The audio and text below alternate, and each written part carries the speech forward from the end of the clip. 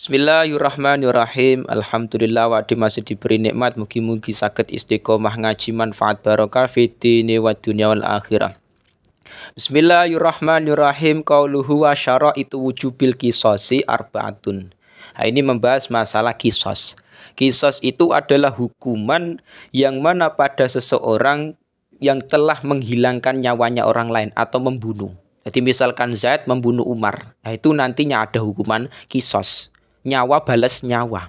Nah, ketika nantinya ada hukuman qisas seperti itu, ternyata ada syarat-syarat di mana seseorang tersebut wajib diqisas. Pertama, ayyaguna.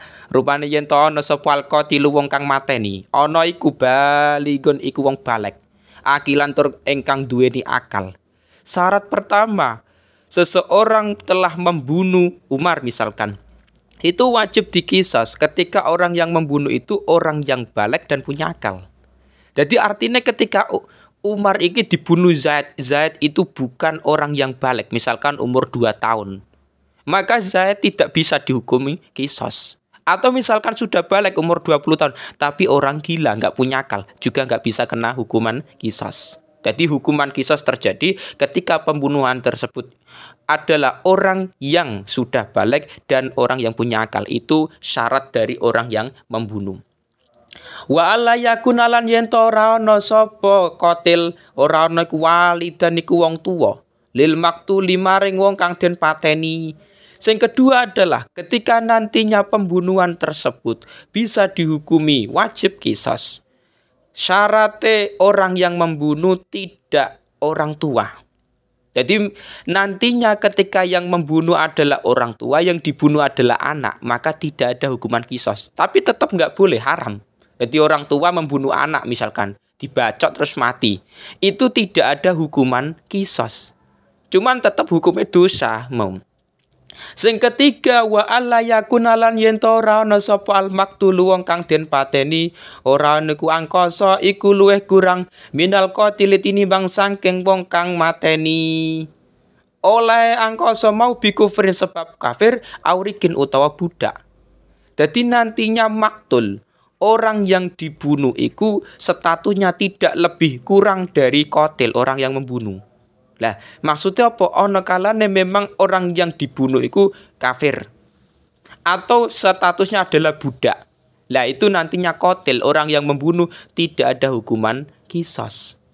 Beda kalau misalkan sesama Islam, bukan budak, bukan orang kafir. Lah, itu memang bisa terkena hukuman qisas. Qauluhu watuk talu lan den pateni sapa al jamaatu sapa wong akeh. Dipateni mau bil wahidi sebab mateni wong siji. Ketika nantinya terjadi pengeroyokan, nah di Indonesia kan terjadi ya kadang ada segerombolan anak muda yang membunuh satu orang, mungkin karena cemburu, mungkin karena ada sesuatu masalah lain. Jadi misalkan Umar dikeroyok oleh 5 orang terus mati, maka kelima-limanya tersebut terkena hukuman qisas semua. Jadi terkena hukuman qisas, ya nyawa balas nyawa. Wa kullu syakhsaini utawi saben-saben awa-awaan loro jaro iku lumaku. Jaro engkang lumaku. Wa kullu syakhsaini utawi saben-saben awa-awaan loro iku jaro engkang lumaku. Apa al qisas apa qisas oleh lumaku qisas bainau main dalam antarane syakhsaini. Oleh lumaku fin nafsi ing dalam awa-awaan. Dadi ing dalam nyawa. Yajri khobare yajri iku lumaku apa qisas bainahuma ing dalam antarane syakhsaini oleh lumaku mau fil atrafi ing dalam pira-pira anggota.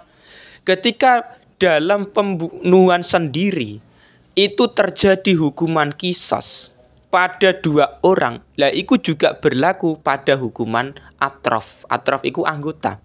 Jadi nantinya dalam pembahasan kitab ini itu tidak hanya membahas hukuman orang yang membunuh atau menghilangkan nyawa orang lain, tetapi juga membahas masalah hukuman bagi orang yang telah menghilangkan anggotanya orang lain. Misalkan tangannya Umar dipotong oleh Zaid atau kakinya dipotong, itu tetap nantinya ada hukuman. Nah, nanti akan dijelaskan dalam pembahasan selanjutnya. Cuman ketika dalam hukuman kisos dengan hukuman sing membunuh, apa kisos sebab membunuh nyawa orang lain dengan menghilangkan anggota orang lain, anggota tubuhnya misalkan, itu nantinya ada perbedaan nih. Jadi yang dihilangkan itu mata atau tangan atau sekedar kulit yang cacat dibacok misalkan atau gimana. Nah itu nanti masih dipilah-pilah lagi. Qauluhu wa syaraitu wujubil qisasi fil atraf. Nah, ini membahas masalah hukuman bagi orang yang menghilangkan anggota orang lain, anggota tubuh tangan misalkan. Dan nanti ada syarat-syarat wajib. Ini tadi kan pembahasannya ketika ada orang menghilangkan nyawa orang lain atau membunuh. Nah, itu syaratnya tadi. Dia dikisos wajib ketika sudah terpenuhi syarat-syarat tadi, balek akil ila akhirih. Qaluhu wa syaraitu wujubil qisasi utawi pira-pira syarat wajib qisas fil atraf yang dalam pira-pira anggota ba'da syaraiti. Ba'da syaraiti yang dalam sawise pira-pira syarat sifate syarat al-madzkurati ingkang den tutur. Iku isnani iku loro. Jadi memang dalam pembahasan wajibnya qisas pada anggota-anggota iku sesudah syarat-syarat tadi terpenuhi juga ada dua syarat lagi. Apa iku al-ishtiraku rupane sekuton fil ismi yang dalam jenenge al-khas ingkang tertentu. Al-yumna utawi tengen iku bil yumna iku tetep kelawan tengen. Wal yusra utawi kiwa iku bil yusra iku tetep kelawan kiwa. Artinya ngeten. Ketika dalam hukuman orang yang menghilangkan anggota tubuh orang lain, itu tetap nantinya ada hukumannya, cuman harus sama. Misalkan ngeten, Zaid membacok tangannya Umar, terus tangannya terputus. Lah, ketika tangannya Umar terputus yang telah ditatoni atau disalahi oleh Zaid, maka Zaid tetap terkena hukuman. Lah, hukumannya apa? Ya podo sama. Tangan kanannya misalkan. Dan misalkan nyalainnya kaki sebelah kiri gimana? Ya sama. Zaid membacok kakinya Umar sing sebelah kiri, terus terputus misalkan lumpuh. Terputus hilang kakinya. Lah, maka tetap dibales sama, kakinya ya sama kiri. Jadi tergantung kalau kiri ya dibalas kiri, kalau kanan ya balas kanan. Nah, itulah dalam hukuman di kitab takrib.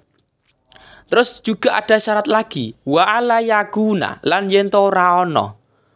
Bi ahadi torfaini kelawan salah sijine. Bi ahadi torfaini kelawan iku kelawan salah sijine anggota loro. Apa syalalun apa jimpe. Dan nantinya salah satu dari dua anggota itu tidak adanya cacat atau jimpe. Misalkan apa? Ketika Zaid membacok tangannya Umar, itu nantinya tangannya salah satu nih, itu tidak ada yang jimpe atau penyakit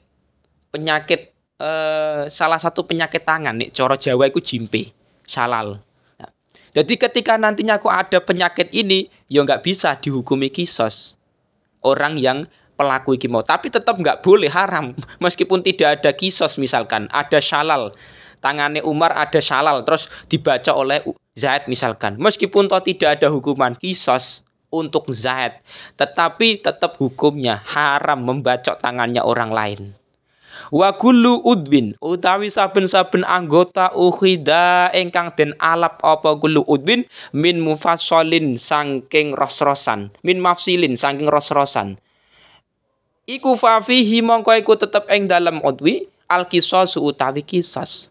Jadi setiap anggota yang disalahi atau dipotong dari ros-rosan, iku tetap nantinya ada hukuman qisas tersendiri. Jadi memotong tangan misalkan. Memotong tangan kok sampai ros-rosan atau pergelangan misalkan. Itu nantinya tetap ada hukuman sendiri. Jadi dalam pembahasan fikih itu memang tidak hanya orang yang dikisos pembunuhan saja, tapi juga menghilangkan anggota tangan atau kaki sampai pergelangan itu juga nantinya ada hukuman tersendiri. Wala kisoso lan ora ana kisos iku maujud fil juruhi ing dalam pira-pira tatu. Ila fil mudihati kejaba ing dalam tatu mudihah. Jadi nantinya dalam pembahasan kisos iku memang tidak ada kisos. Jadi tidak ada kisos pada tatu. Misalkan ada seseorang yang terkena tatu, itu nantinya tidak ada kisos. Tapi kecuali di dalam tatu yang mudhihah. Lah itu beda lagi dalam pembahasannya. Jadi di Indonesia kan memang namanya orang menyalahi, namanya orang membegal atau membunuh itu macam-macam caranya. Ada yang modelnya dibacok terus mati, atau ada yang modelnya mau dibunuh secara perlahan, disiksa, ada yang modelnya ditembak atau macam-macam. Nah, ketika nantinya langsung dibunuh secara seketika terus mati, hukumannya ada sendiri. Ketika memang bacok tangannya atau kakinya orang lain terus protol misalkan, terpotong, itu juga ada hukumannya sendiri. Ketika nantinya menyalahi sing masalah urusan tatu kulit misalkan, nah itu juga ada perbedaan lagi. Nah, karena kitab ini ketika diterapkan di Indonesia, seandainya hukuman kisos diterapkan di Indonesia, aku yakin di Indonesia orang-orang yang pengen nyalai, orang-orang yang pengen membunuh atau melukai orang lain itu akan punya efek jerah, punya ketakutan ketika nantinya melakukan hal tersebut, hukumannya sangat ngeri. Tetapi di Indonesia kan tidak. Kita di Indonesia hukumannya tidak memakai kisos ini, tetapi memakai takzir atau bahasan kita iki mau hukuman di penjara biasanya. Ada orang membunuh di penjara biasanya, atau biasanya orang membacok tangannya orang lain. Di Indonesia hukumannya adalah bihapsin, dengan di penjara. Tapi secara fikih kita membahas dalam kitab Fathul Qorib ini, dan takrib juga ada, itu nantinya orang yang membunuh dengan orang yang menyalahi tidak sampai menghilangkan nyawa itu juga beda nantinya.